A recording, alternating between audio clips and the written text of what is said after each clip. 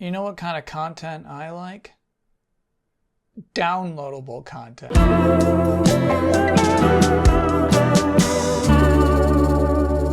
My apologies, this week's episode has required reading.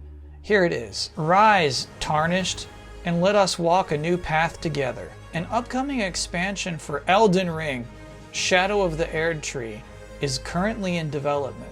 We hope you look forward to new adventures in the lands between. And that's the whole announcement.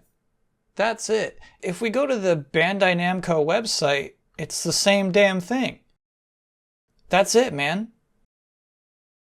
Well, we can download the wallpaper. Yumba bumba.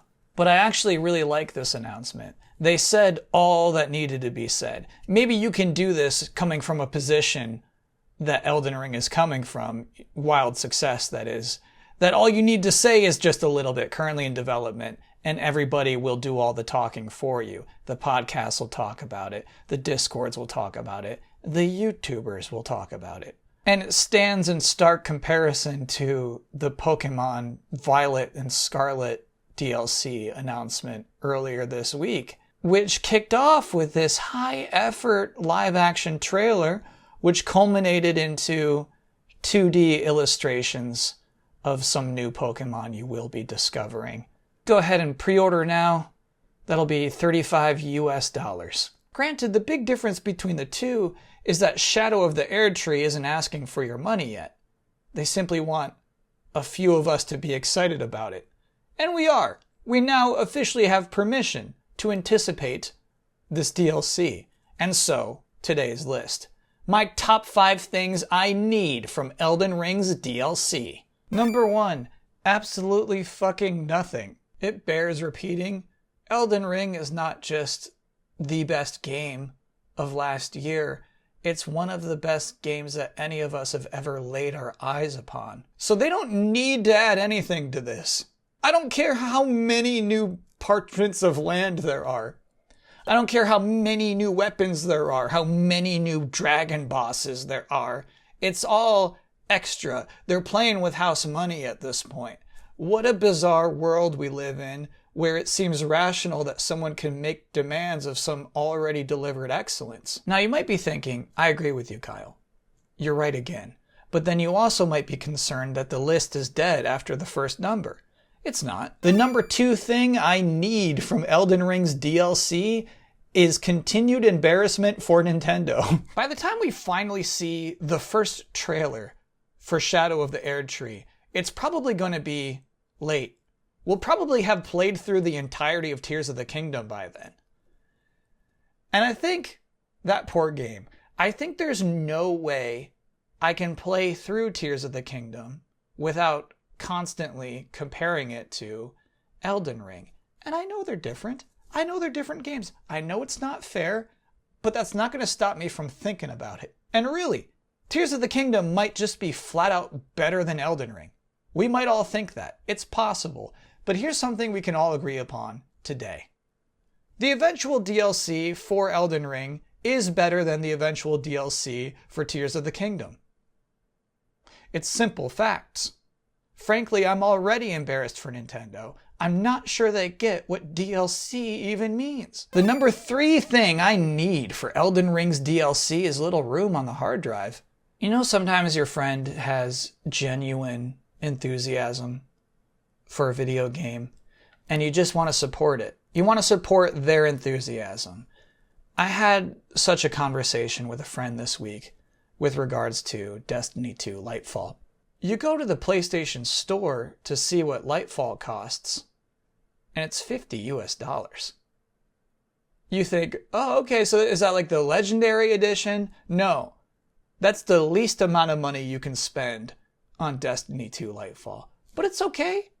You're buying this to hang out with a friend. You know, you're buying this as an outlet for your enthused friend. You're going to have a good time. And then the next day you see headlines like this. It turns out Destiny 2 fans don't even like this expansion. But that's okay. That's okay. You and your friend, you're going to have fun playing Destiny 2. No doubt. This will be worth it. but you do have to clear out some space on the hard drive to make room to download Destiny 2 again. And in my case, the games I picked were God of War Ragnarok. And talking about DLC today, it's like, will they ever add anything to God of War Ragnarok? Do I need to keep it around? Or do I just close that chapter? And then the other game, sadly, is Gotham Knights, which seems like we could probably say with more certainty is not getting DLC. That one's probably pretty wrapped. So the sad fact is, because of Lightfall, I'll never see either of those games on my hard drive again. The number 4 thing I need from Elden Ring's DLC is a trailer that uses the 1994 hit Tootsie Roll, but the good part. Considering that Shadow of the Erdtree is just currently in development, that implies it's probably going to be a while. Probably enough time for the Tootsie Roll cooldown to recover after the recent botch job from Fortnite. Now you might think this was a joke answer, just here to fill up my own top 5. And you're right. But also, I think you know in your heart that if Elden Ring did come back and was like, it would be something. It'd be something we remember forever. It would be this timeline-shatteringly cool moment.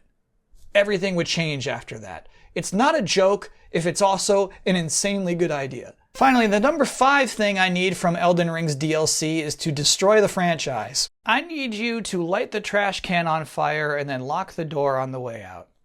Let it all burn down. Because yes, Elden Ring sold 20 million units. This is outstanding for a brand new IP. And technically, Elden Ring is a new intellectual property. So for that to come out of nowhere and sell 20 million, sure, is incredible, but I don't think I could fully consider it a brand new franchise. Because I think Souls is the franchise here. You know, it's a familiar system. It's a familiar way of leveling up. It's a familiar way of dodge rolling, a familiar way of fighting bosses, of healing, of interacting with others online. And I'm sure Bandai Namco is seeing these historic numbers and thinking, okay, how do we franchise this out? When's Elden Ring 2? And I hope in return FromSoft says, what are you talking about? I'm the franchise. Souls is the franchise. As long as there are souls, we're gonna sell millions. Now I got a brand new idea for a brand new freaky world. And I want to see the new freaky world. So, Erdtree, Shadow of the Erdtree, burn it all down, torch the lore, time for some new shit. Please, I need it. And that is delayed input for this week and indeed for the season. I'll be back with an in-betweener on March 17th, and then delayed input will be back on March 31st. Until then, thanks for watching.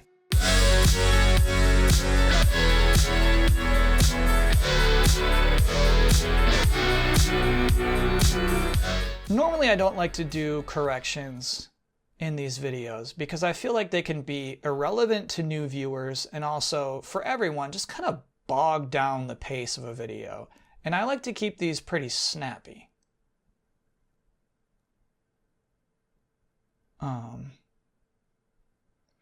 Anyway, so this week I do have a few corrections, updates, and clarifications that have been bugging me. Legitimately bothering me, I need to set the record straight. So for the first time, we're introducing a new segment, Delayed Input Patch Notes. Last week I claimed that there was nothing apparently sexual about Zangief's depiction in Street Fighter 6.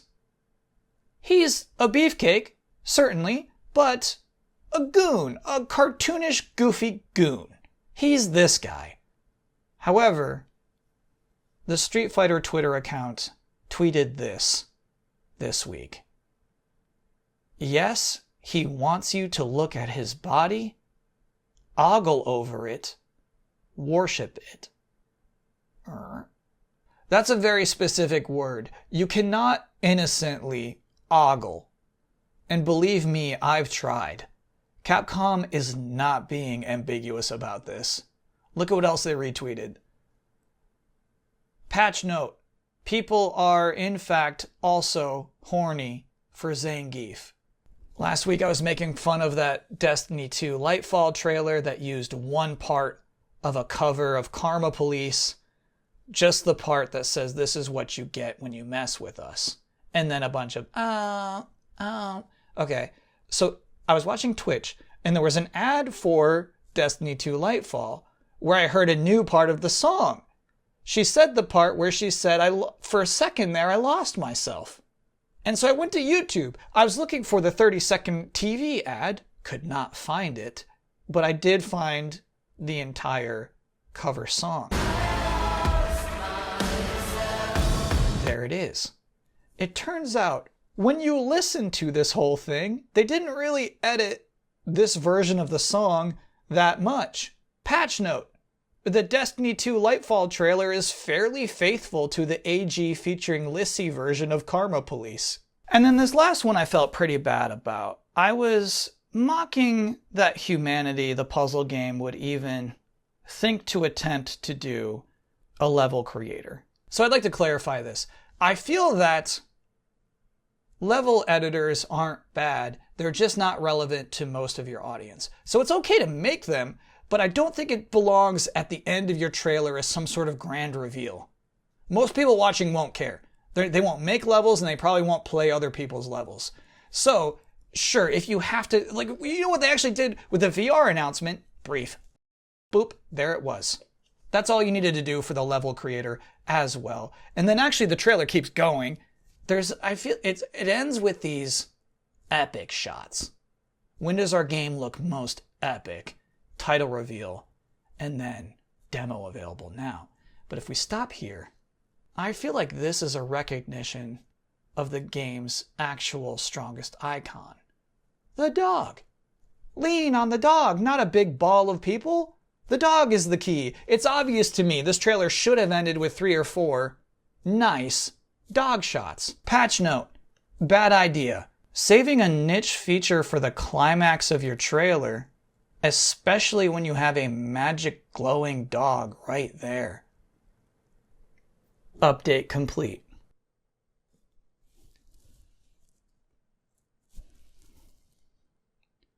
Update complete.